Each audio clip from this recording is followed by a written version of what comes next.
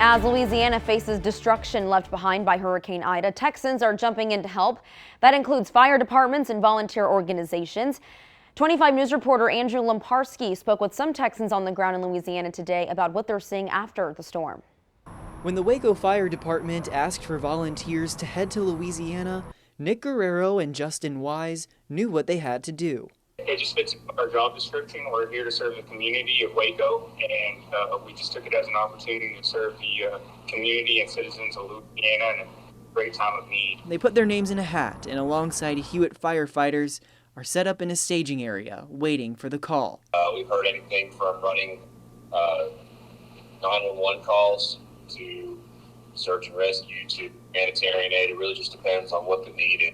Time when the order comes in. They're just two of many Texans in Louisiana where hundreds of thousands are still without power. The Texas Salvation Army is sending volunteers in waves to distribute hot meals. In the city that we showed up today, we found a park where we were to be serving, and there was already a line of cars all around the park.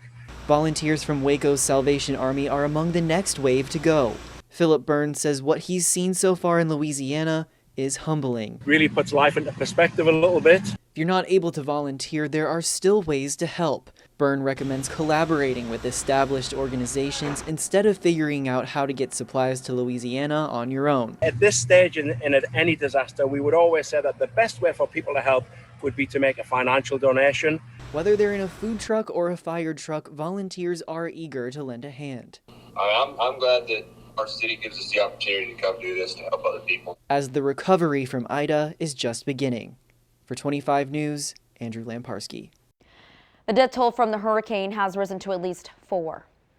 Temperatures in New Orleans are getting warmer, all while people struggle with the power outages. Utility company Entergy has warned that people who live in the hardest hit areas across the state actually should plan for extended outages. It could be weeks before power is fully restored. Crews there are still assessing that damage, but it could take days before that is done, since a lot of areas are still inaccessible.